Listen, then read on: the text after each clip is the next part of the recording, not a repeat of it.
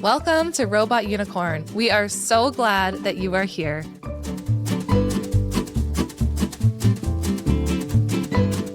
What are you feeling today? Well, when everyone's listening to this episode, it will have just been Christmas holidays. Is that or the holiday season. Yep. This episode should be aired a couple days before New Year's Eve. Oh, wow. Okay. So we have not yet. So Scott and I are recording this near the beginning of December. We have not yet been through the holiday season yet. Are you stressed about it? Pre-stressed? No, I'm actually not stressed this year. I mean, have I purchased one gift yet? No. Am I prepared in any way?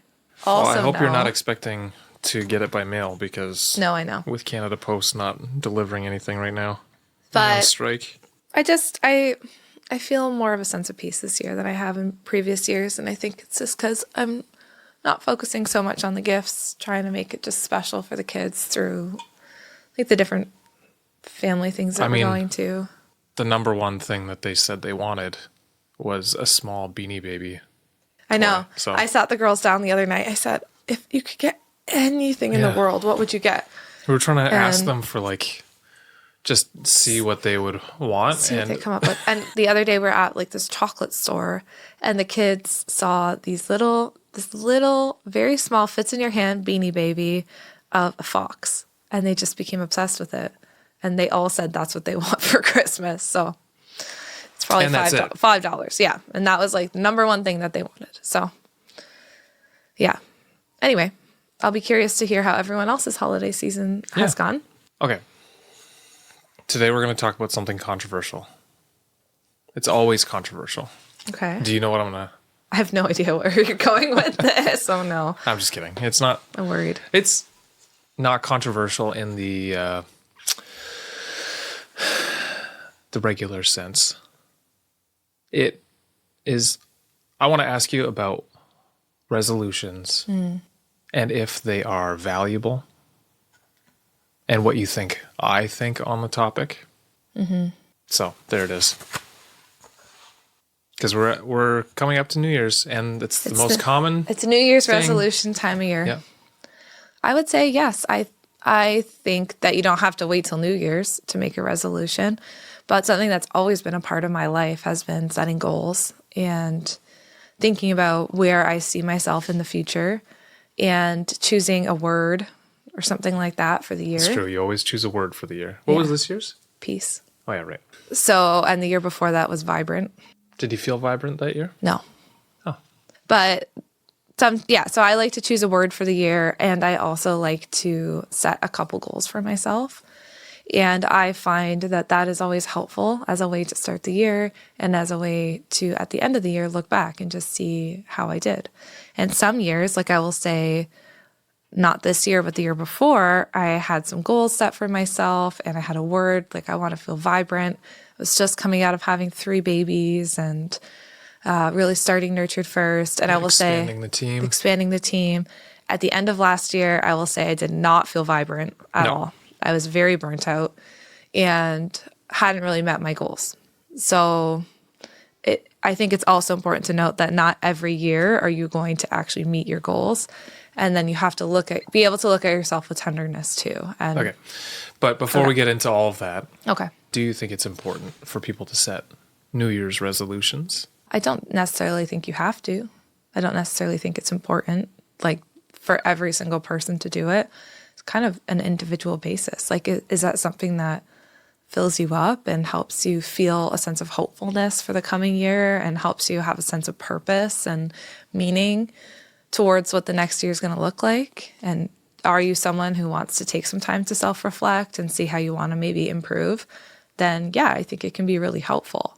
But maybe you're in a season of parenting where you're just like, I'm just surviving right now. I'm not in the place to make a whole bunch of goals, and that's fine too. Like, I don't think, like always, it's not something you have to do to be a good person. Yeah.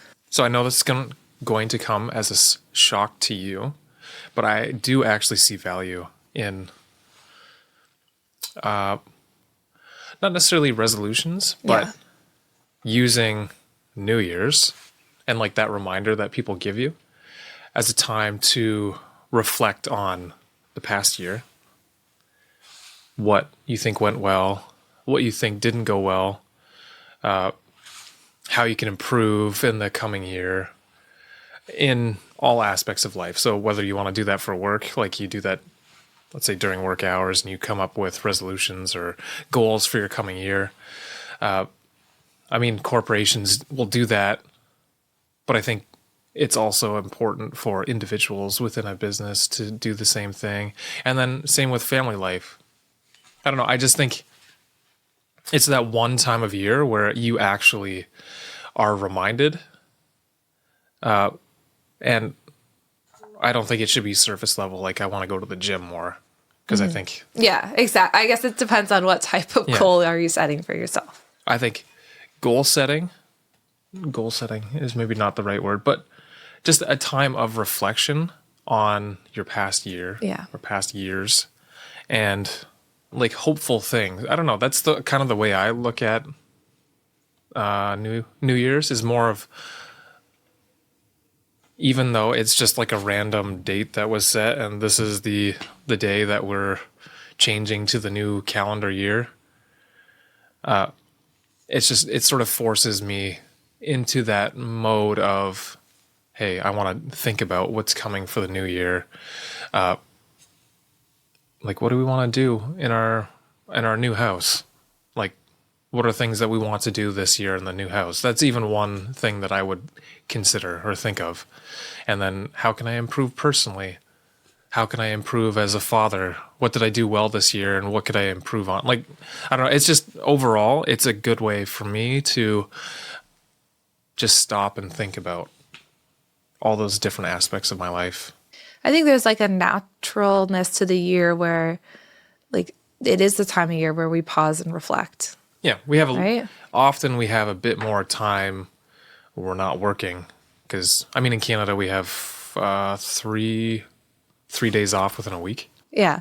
So it's just there's a natural rhythm to it where we do have a little bit more time to pause, to reflect, to think. And I mean, of course, as a therapist, I love the idea of pausing to reflect and think.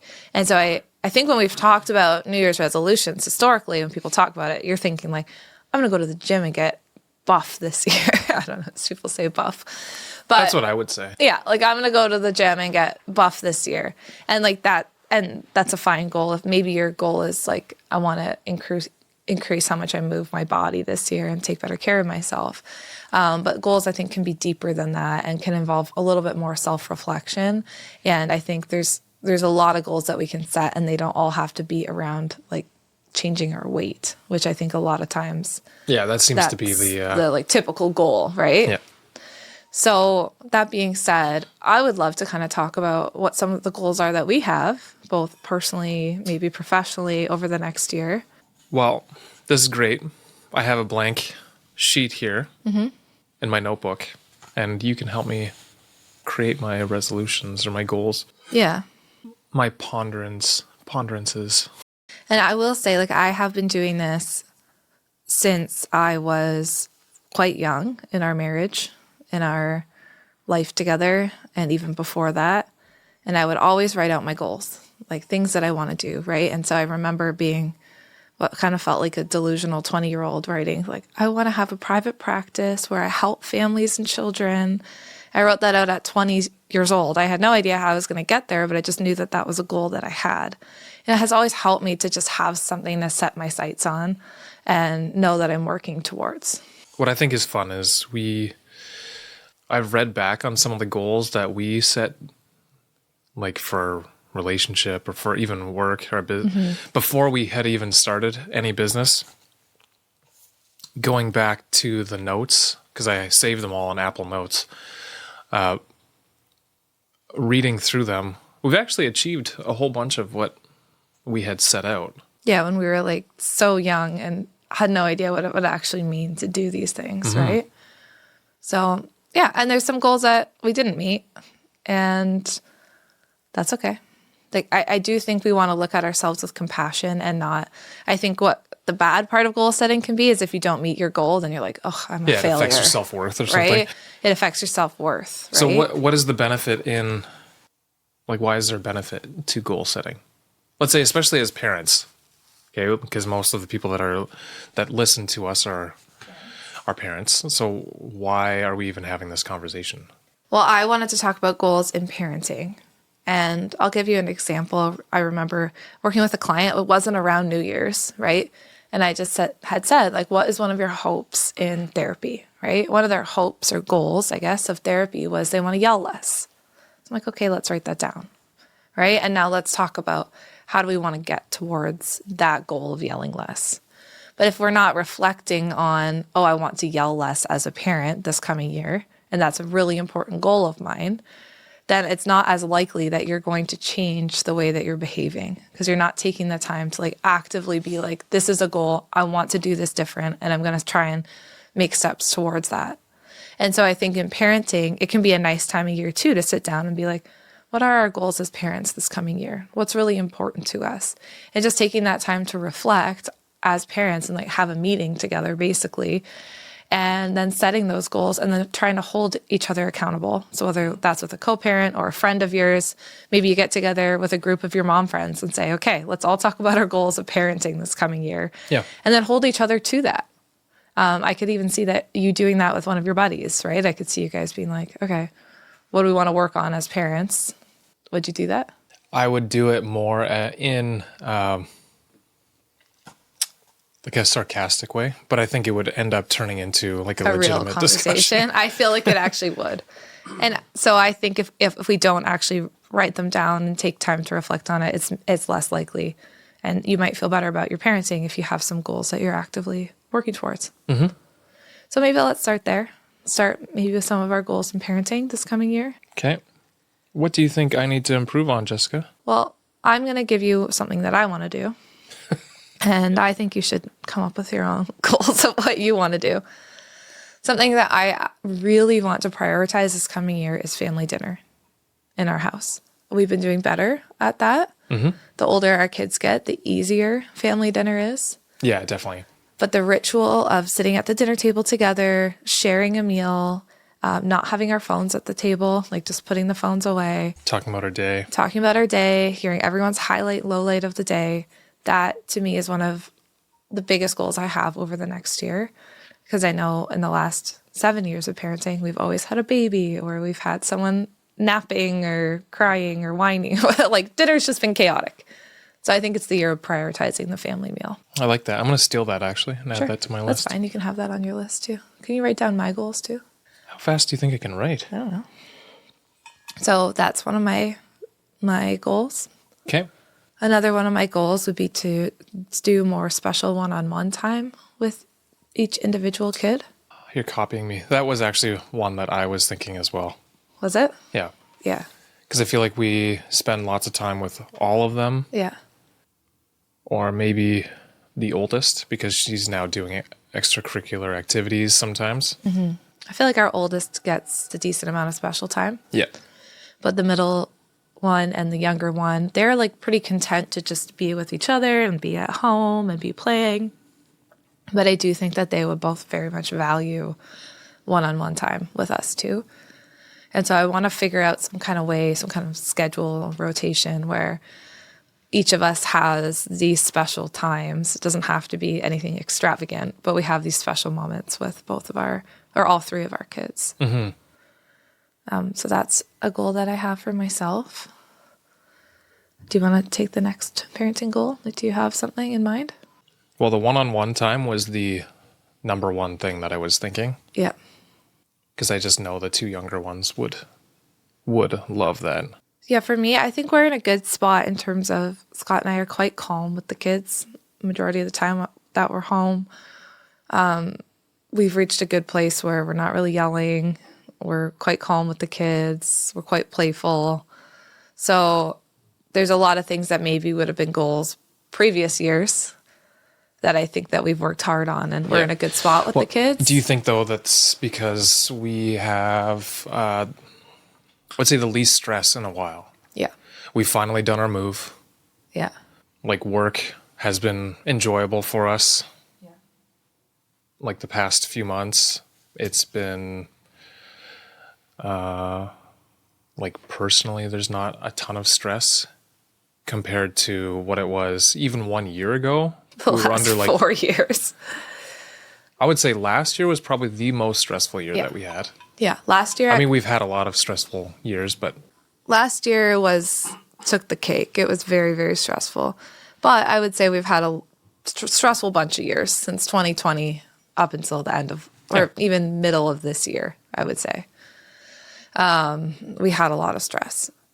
And that when you have so much stress personally, it makes it hard to parent your kids always in the way 100%. that you want to, right? Because it's not your kids' fault that you're stressed out. But then, of course, you're going to be on edge with them over every little thing because internally you're on edge. Just on edge. Right?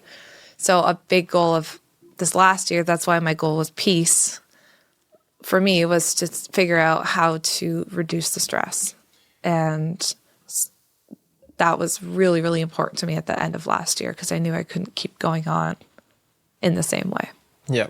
And I wouldn't say that last year I think my goal at the end of last year was to help you find that peace. Yes, I think that was your goal. You were like, Jess, I will do what it takes to help you get that peace back because no person should be under this much stress all the time, right?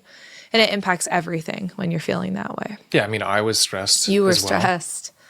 I think that was my main goal for this past year was to do everything that I possibly could to help you feel at peace. And I will say that I'm getting there for sure. Mm-hmm. The last month, I think we've really turned a corner. Yep. But it's definitely been... But it's been a long journey. Because I don't know that I necessarily remembered that we said... I know that we did now that we're talking about it, but it was just in the back of my mind constantly, let's say for the business, operationally, how can we make sure that you are the least stressed and you can be the most creative? Yeah. At home, same thing. I think it's important to talk about too. I don't know how much we've talked about that on the show. It's like, I think people just see me online, and I was sharing a little bit about how burnt out I was last year. But whenever I shared about how burnt out I was, then I got a lot of DMs that would burn me out more. They'd be like, well, if you're so burnt out, don't share about it online.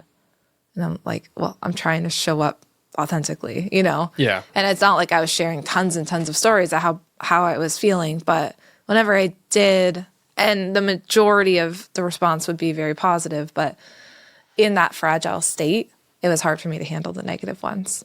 So I kind of just stopped sharing about that piece of my life and just kept moving forward, sharing the educational content.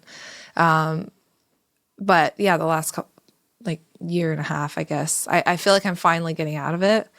And almost 2 years. Yeah, probably 2 years has been a lot. And so I just think it's important because people be like, Jess, how can you do it all? It's like, well, it's not always easy. It's not always easy. It's not just you. It's not just me. And I've really had to learn this last year how to rely on other people to support me. And that's been important. So those first two, family dinners and one-on-one time, they're wonderful. Yeah. Something that will probably always be a goal of mine is trying to teach the girls problem-solving skills and some resilience and what word am I looking for here? I'm not sure. Well, like, let's say, for instance, the post that you put up yesterday, people are getting very offended over 2 words. Yeah. And to me, I want to teach our girls that getting offended by something like that is probably the most ridiculous thing that you could ever be offended by. Yeah. And to teach a little bit of logic to them that, or I guess that would be resilience. Mm-hmm. Like, you don't have to take everything so personal. I wanted to say literal, but it's not even really literal either. I don't know. So it's like problem solving skills, resilience, You want to work on teaching the kids that this year. Yeah. Yeah, I think as they get I mean, older. we do that regardless, but Yeah. Maybe more intentionally. I feel like I am doing that intentionally anyway. It's just, it's always going to be something that I'm trying to do with them, is help them understand that, my favorite saying, nothing is ever black and white. Yeah, I like that. Because I think it's very clear that in society today, the things that sell the best are polarizing. You either believe this thing or you have to believe that other thing. There's nothing in between.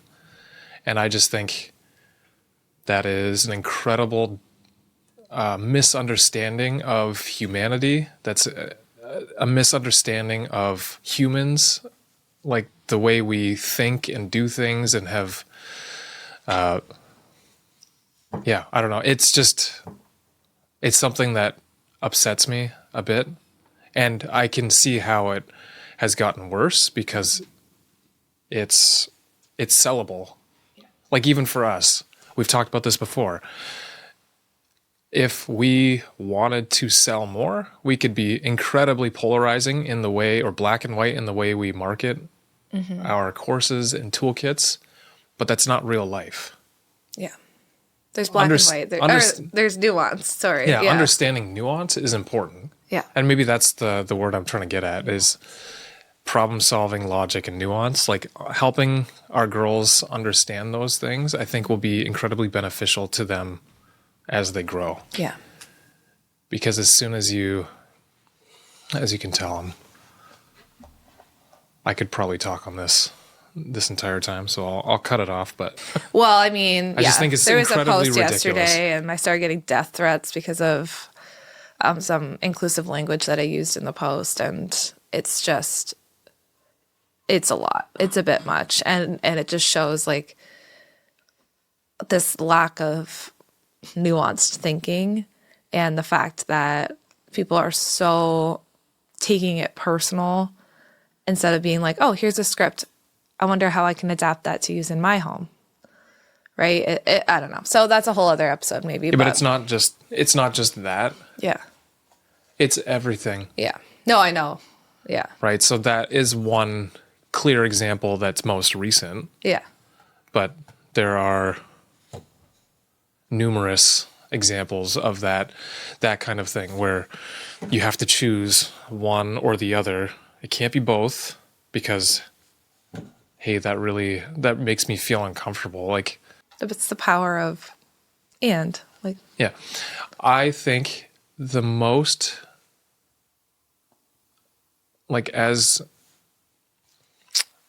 I don't know, in society, you'll find that the most successful people are the ones that understand there are nuance to things. There are people that obviously know that, but use the polarizing language in order to take advantage of regular people. 100%. And it's mind-boggling to me that it's so, I don't know, that people don't understand that. Yeah. But maybe that's just my untrusting nature. I don't trust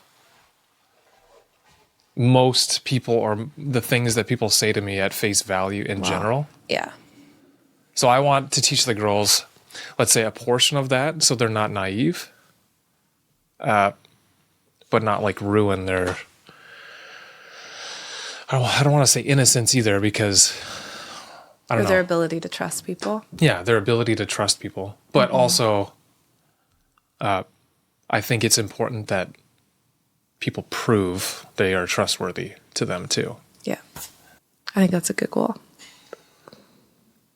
We'll move to the next one, but let us know if you want a whole episode on nuance. I think Scott could take the lead on that one.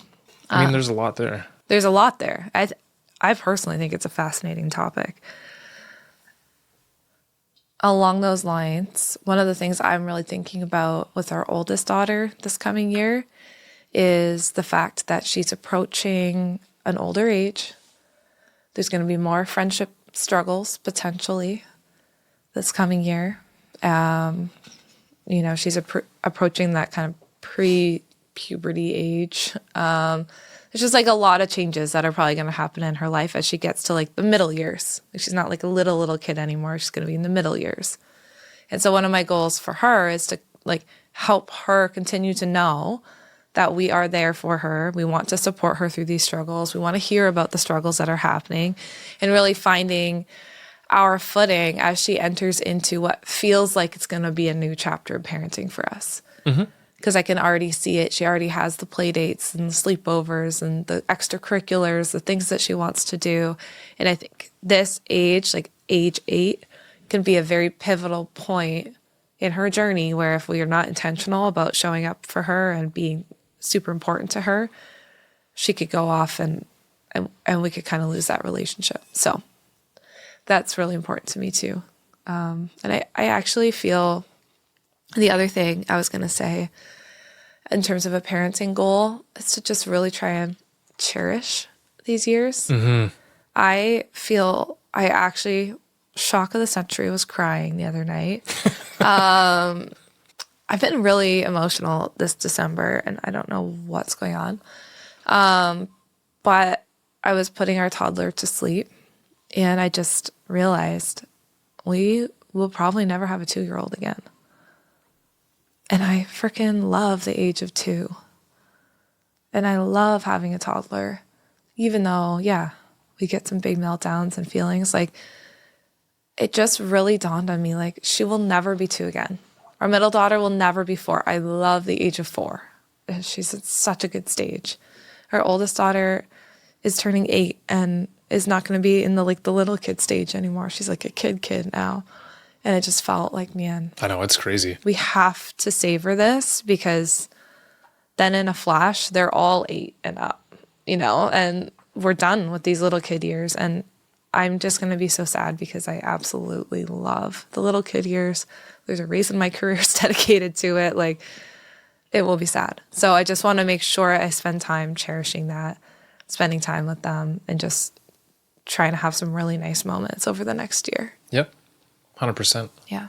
Okay. I wonder if one of our goals, yeah, one of our goals for the year is, say we're not terrible at this, but I do think that time between being done work yeah, and the kids going to bed, there are times where we're on our phone a lot. I wonder if we need to set like even an area up for the phones, because the reality is, what are we doing in between there? Yeah, nothing just really like that checking important. a quick email. Oh, look, our lawyer emailed us back on this or whatever. Yeah. It's like, it can wait till they go to bed. Stuff like that can wait. So I think we should maybe be more selective in the time that we're on our devices around them. It's a great idea. I've been already trying to do that, and I don't know if you've noticed, but not trying to be on my phone at night has made me so much more playful with the kids. Like last night, they were all on my back, and I was a horsey, and we played that for like a good 45 minutes. I think for you, there's also like, you like to 3D print at night, and you like to be on your computer. So then sometimes that does take away from the time that the kids are on top of you. To be fair, the stuff I was doing yesterday was for them. Right. Yeah, they wanted a little toy, so I printed a toy. But I do think we could be more intentional about the screen use in general. Especially as our kids do enter the age where they might be interested in having a screen themselves. How are we going to tell them, well, no, you can't be on it at this time or this time, if we're not modeling that to them? So we should probably be very intentional how we're modeling that to them as they're getting older too. Yep. I like that. That's a good challenge, a good goal for us. Yeah, we can even set a specific area for them to go. Do we want to move to some personal goals? Sure. What's a personal goal of yours? Oh. Be nicer to Jess. I feel like I'm very nice to you. No, you are very nice to me. Almost too nice. Yeah. Be less nice to Jess. Yeah. That would be That's a good my goal. number one goal. Be meaner. That sounds like a really good goal, eh? Okay, good question. I have not put any thought into this episode. I figured. Clearly into this episode. So. Yeah, but I thought, I pretty much want to model to parents how to have these discussions, right? And this is pretty much what it would look like. This is what we if we were sitting at our table doing this together, right? So we're just having a real discussion in the way that we would in private, just for tens of thousands of people. So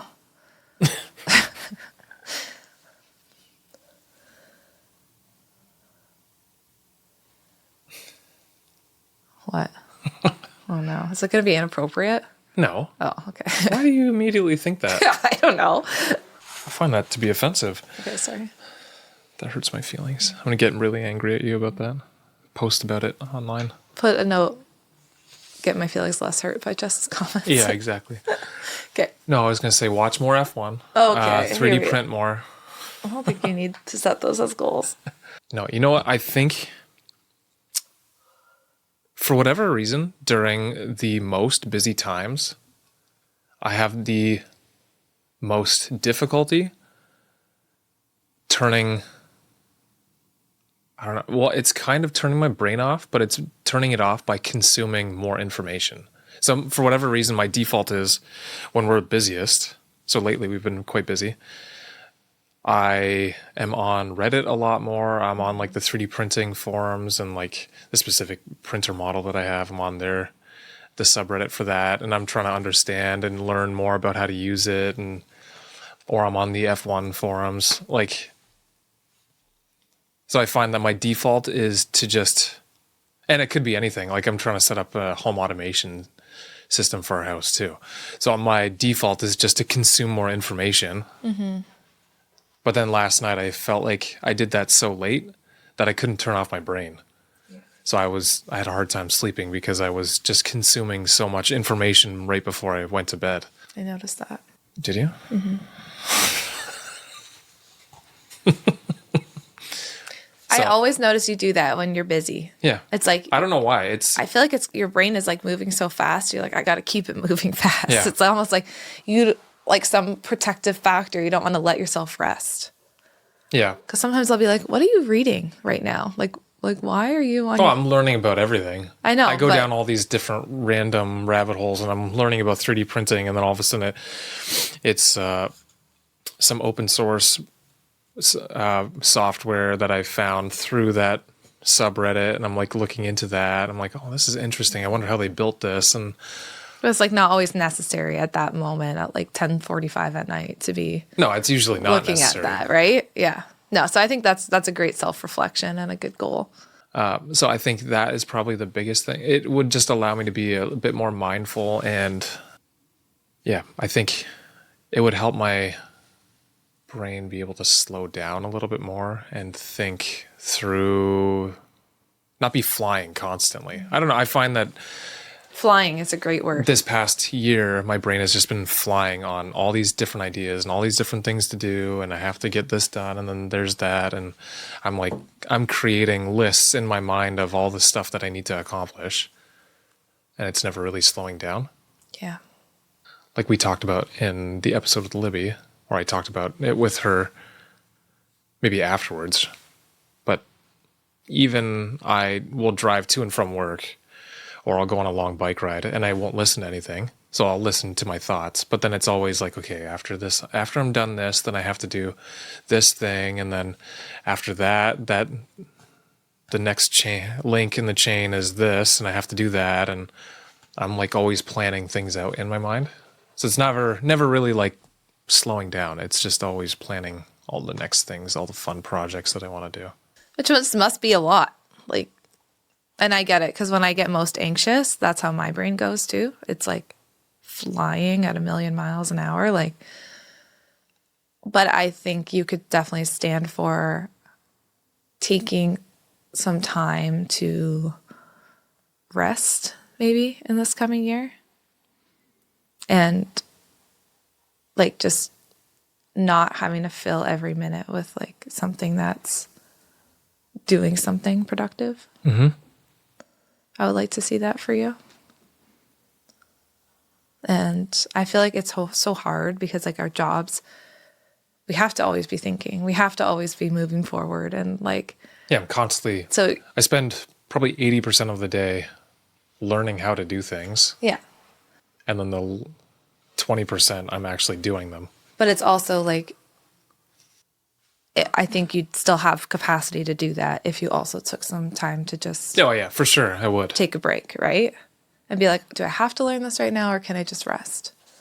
You know, I don't even know what rest would look like for you. I know, because my immediate thought is, okay, then I'll read a book. But then the books that I'm reading are typically... Scott. Like, what could you do for fun? Am I like allowed to read a book? Is that okay? Yeah, you can. I don't care. You can read a book. Is that but like, too productive? why don't you read a fun book? Like, Yep. just read something that's just fun. I'm projecting because this is also my goal for the new year. I mean, that's the thing. I do read as well. Maybe not as much as I used to. I think a goal for me for you is like maybe just doing one thing at a time. Like, for example, I feel like a lot of the time we sit down at night, we're going to watch a show. Often I'm doing work, so this is my goal for you. We're watching a show, but then you also have your computer open and you're doing something on there. Like, I wonder if maybe part of learning how to relax could just be doing like one thing. Like, if I'm watching a show, I'm just going to watch a show. I'm not also going to be on Reddit looking at whatever. Or I'm just on Reddit and I'm just doing that. Like, I feel like that fast pace in your mind also happens because you're like consuming so much at the same time. Or like you're just reading a book, you know, not reading a book and doing something else. I don't know. Maybe you could try and... Well, when I read a book, I'm usually not doing something else, but... Well, if you have it on Audible, then you're probably also going for a walk. Or you're also...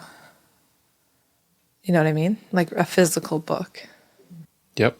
Just a thought. Okay. Slow down. Slow down. That's going to be challenging for me. We'll see. We'll try and hold Scott accountable. My body, like we talked about with Dr. Tanya, Yeah. my body feels most safe when I am moving and doing lots of things. But maybe now that some other pieces of our life have settled, you can try and find some safeness in your body. Right. But I'm moving less than because we're in a slower season of our life now. Right. Although, with our oldest moving up a class in karate, my plan is to join her in that so we can do that. It's kind of like one-on-one time sort of with her at the same time as moving my body, which I think that will honestly be more beneficial than we even imagine right now. Yeah, then you can move your body too with her. It's like a fun thing to do. I get to move my body, which we know I feel most safe when I do. Mm-hmm. I get to spend time with our oldest. Yeah. You'll get lots of lots of different things. Yeah. Cool. I like that. Do you have any other personal goals? My hope is to maintain the movement that I do get in. Because I've noticed, especially the last couple weeks, we've been quite busy, so then I'm not going on nearly as many walks. I mean, it's cold today too. It's -5 Celsius. So then, what is that? It's like 15 Fahrenheit, I think, roughly. Well, I have exciting news for you. And we can cut this if you don't want to have this in. But there's a gym opening literally across the road. Oh, yeah. I did see that. Yeah. Yeah. So, I mean, maybe that's one thing. But, I mean, I have a trainer at home, too. I would like to actually do that. Mm-hmm. I just find it's been so busy trying to set things up in the new house that I haven't had any time to even use it. Yeah. I think you just have to make it a priority. Like, for me, doing yoga, I know I've been talking about that a bunch, but even though I don't really have the time, I'm just making the time, being like, I have to go. Because I just know I feel so much better after I go. And it's like a promise that I'm trying to keep to myself. Yeah. And I think you have to keep those promises to yourself too. If you're like, I'm going to do it, like truthfully, if it's an hour, like we'll make it work with all the other things that we have going on. You just have to keep that promise to yourself if you've decided that you're going to do it. I know. The problem is right now, it's just, especially the basement where my trainer is, it's quite messy. There's lots of boxes, or not a lot, but there's boxes still. And then I look at that, I'm like, well, maybe I should unpack a box first instead of do that. But that's what I mean. Like if you decided you're going to do it, you just got to do it. I know. So Scott That's and I easier are. said than done, I know. right? Because I feel like, especially the stuff in the basement, I will be more likely to do it. So I know I can't necessarily depend on you to help with those. A lot of it's your stuff. A bunch of it is, yeah. But then because of that, my thinking is, if it relies on me anyway, then I should just do it. Why wait to get it done? Even though I know the movement would probably benefit me, maybe even more. Yeah. It bothers me that there's stuff still packed away, and I would like to get it all out and organized, and I know that will also help me feel better too. Right. So maybe just choose one or the other. So the activation energy is not high enough on the for me to actually want to do the biking, I guess. I'll force you to get back into it. I truly feel like with movement, it's just if you get out of the routine, it is hard to get back in. Mm-hmm. But then as soon as you get back into the routine, like I bet you anything, if you do 2 bikes on the trainer, you'll be back in. Yeah, no, I know I will. So we'll see. Well, I'll keep people posted, but I'm going to keep encouraging you to do that. Okay. Should I share some goals? Yep. Okay. This is going to sound really cliche, and let me know. Well, not cliche, but like, seriously, Jess, this is everybody's goal right now. But how do I say this without sounding hokey? Try and protect myself a little bit better this coming year. Is that what everyone says? I don't know. I see a lot of stuff on people pleasing online right now, which I think is fantastic. I have really, in the last year and a half, come to a realization about my people-pleasing tendencies and how they get me into bad situations, and how people-pleasing, what I'm learning is not only is it not respectful to myself, it's also not respectful to other people. And trying to say yes to everything, trying to be nice and be liked by everyone, trying to always be that good person, has got me to a place where I was so burnt out that I couldn't function. You were letting people walk all over you. Yeah. I was letting people walk over me in the idea of, well, I don't want them to be upset with me, or I don't want to say what I think is true because if I say that, they might be mad. And I'd rather just keep everybody happy at the cost of my own peace. And I truly think that is how I got into the burnout situation last year. I think that's how I've continued to get myself into situations that I don't feel good about over the last couple years. And I think maybe it's being older, having a business that I'm running, more self-reflection, but I've really been noticing these tendencies in myself. Scott. Me telling me, Jess, you're being walked all over. You're being really nice in this situation. Me realizing people who I thought were, I think also running this page, like everybody wants to be your friend. Everybody wants to, be in the know. And my default is just to have open arms all the time and tell everybody everything and trust everyone. Literally everyone. And it has hurt me really bad over the last few years, realizing that I can't trust everyone and that, maybe not everyone needs to know everything. And even the other day, I had 2 members of the team saw something on my calendar with someone who, had just wronged me in a way. And I had booked another thing with this person. I'm trying to be discreet here. But anyway, they're like, why are you doing that? Like, don't you remember what this person did? And you're going to meet with this person again? Like, you're canceling that. Like, even the team, and one of the members of the team was like, Jess, is this you trying to be nice to someone who was not nice to you again? Like, yes, it is. And so I'm still learning that, right? I'm still trying to figure that out. Thankfully, I have my team now who understands that is a tendency that I also have. But that would be a big goal for me in this next year. And part of that is for me to learn how to be uncomfortable and to be okay with people not liking me Yep. or people being upset with me, or people misunderstanding my intentions. And that's tricky for me. Yeah, I think no matter what, you always have people's best interests at heart, even if you have to have a difficult conversation or do something that is difficult. And sure, they might not understand, but at this point... Something Scott said to me this last year really stuck with me. And he said, because I am someone who has someone's best interests at heart almost all the time, pretty much all the time. I'm never doing anything malicious.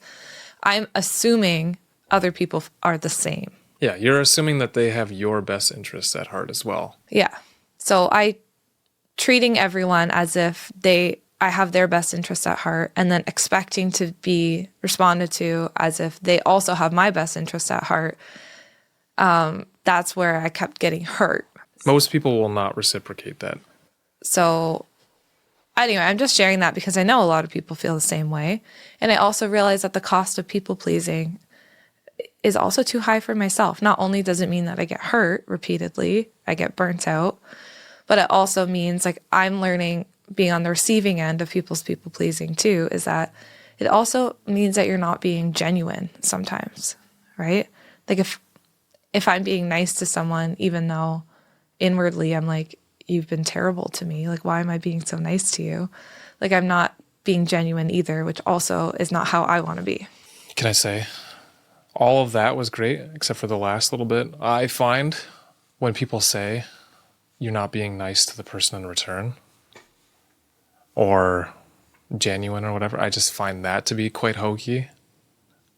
Like, legitimately in this situation, for you are such a nice person, and like we said, you always have other people's best interests at heart. Like that's just your default. That's how you are. People don't return that most of the time to you in the same way. Mm-hmm. So understanding that is important. It's not about being nice or genuine or whatever. Like, yes, you're an authentic, genuine person, but I just find it interesting. It's funny to me hearing people say, like, when you're your genuine self, you're being nicer to the other person, even if you're having a difficult conversation or you're not, what they're experiencing is not the nicest. I would just, personally, I think it's more of a,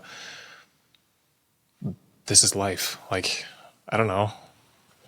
We need to build, again, going back to the resilience and that part of it, like, we need to be able to have a hard conversation. Yeah, something's not working. So we have to either fix it or make it stop or like. That's what I'm saying is like, I want to be able to have that hard conversation and not feel like I just have to be nice to the person. Yeah. And I also. But it's not about you being like that's nicer for the other person because it likely won't be. Right. I see what you're saying. Right. I just think that's a way for us to feed our ego or to make feel us better. Feel better about the decisions that we're making, even if they're difficult decisions that we're making. You just need to know that sometimes you just have to make difficult decisions, and that's life. Like, and the person might not like what you have to say, and that's just what it is. Yeah. Yeah, I know. Yeah, I think actually, when you say you're more genuine when you're just being honest with someone and that's kinder to them, you're kind of feeding into the people-pleasing tendency. Yeah. You're right. So it's been a lot of unlearning for me and trying to learn how to just be still kind, but just say how I feel. And I honestly see that a lot in our kids. Like they're very kind kids, but they will let you know how they feel. Mm-hmm. And it's very important to me that my daughters don't turn out like me in that way. Yeah, and likewise, I don't want them to turn out like me either. I feel like a combination of the two of us is that's an ideal better, scenario.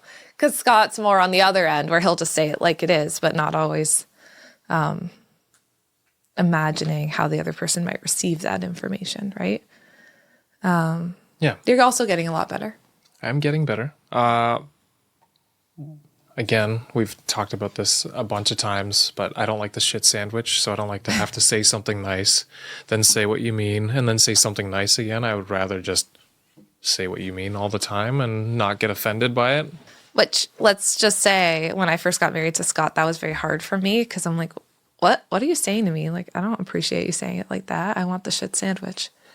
So we've kind of got to like a nice middle ground now where you do say what you mean, but I feel like you've learned how to say it in a way that I will receive it without being defensive, right? Yeah. Anyway, that I think we did talk about that on the Why Are You So Defensive episode. But I think you also have just gotten used to the way I talk about things. Well, and sometimes I'll give it back to you now, and I won't shit sandwich things to you. And which is honestly, something I appreciate. We come to conclusions much quicker in our arguments when you're not trying to like work around a bunch of stuff. But thank you for saying that. Thank you.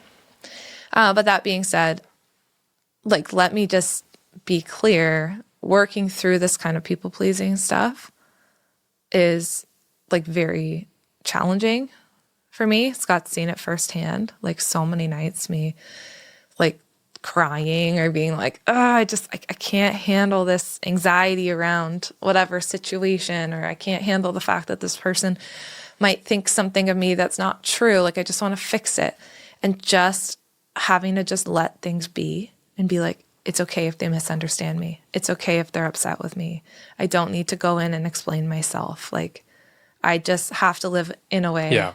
Because your tendency is to over-explain your reasoning behind something because you feel like the other maybe person if they just understood, then, and I can't do that anymore, right? So, knowing, and one of my friends said this to me this year, which was helpful because I had a friend who I was kind of talking to about this journey. She's like, you know your actions and your intentions and your values, and you know if you're living within them.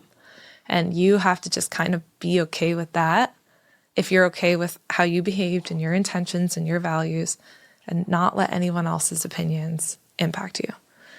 And so, easier said than done. I've been trying. Anyway, that's my big goal. I'll just leave it there, but that's my big personal goal for the year. I think that's a good one. Yeah. And then keeping up with my yoga. Okay, I'll put that down for you. I have a goal of being able to do a handstand at some point. Which is like, I'm very tall, so that's a lot of body to put up. So I highly doubt that's going to happen, but like maybe in 5 years I'll be able to do a handstand. Okay, how upset would you be if I learned to do a handstand before you? Yeah, see, this is where we're competitive. Now Scott's like, my goal is to do a handstand by July. Yeah. I wouldn't be upset. I'd be shook. I would love to see you do a handstand. Why would you be shook?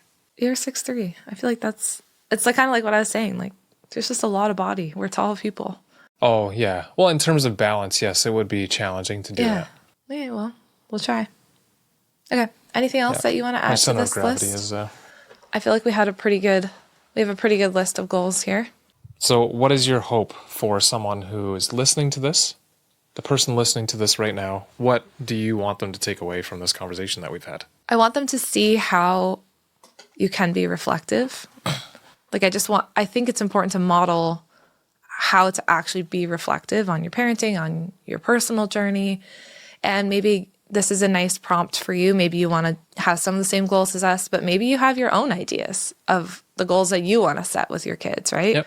Maybe it's to stop yelling. Maybe it's to stop people pleasing. Maybe it's to be kinder to Scott. No, I'm just kidding. That would be the day. But I hope that it as all episodes, it's not like now go and do all these same goals as us. It's think about your own life, wonder to yourself how this can apply, and maybe sit down with your partner or a friend and set some goals for this year to hold yourself accountable to. Understand that there's actually value in the resolutions or goal setting, that kind of stuff, and reflecting.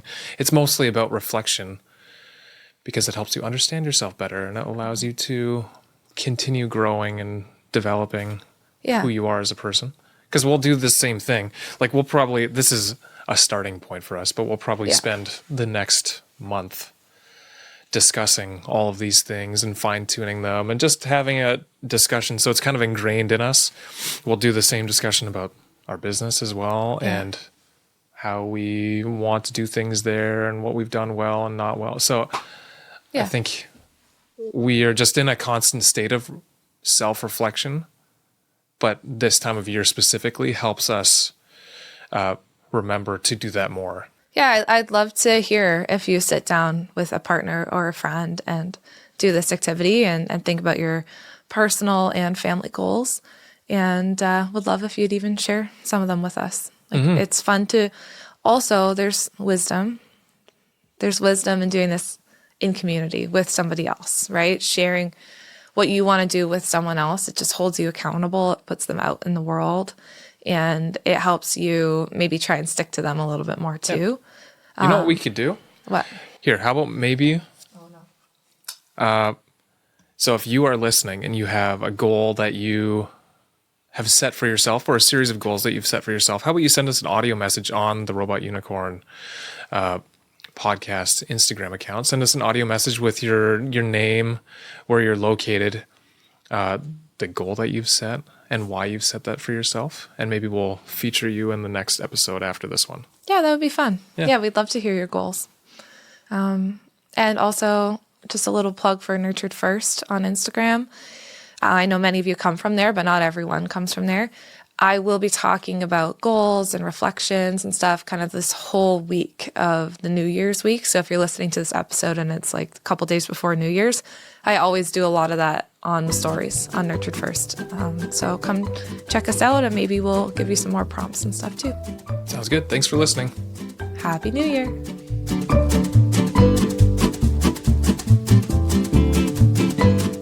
Hey, thank you so much for being here and listening to this episode today. It means the world to us to have you here. If this conversation was helpful for you, it would mean a lot if you could like and subscribe. That just shows us if the conversation is meaningful and helpful and helps it get out to more people. Also, I just wanted to let you know that every week we have a new episode drop. And if you want to be notified when that happens, just hit the little bell icon. Again, thank you so much for being here, and we'll talk to you again next week.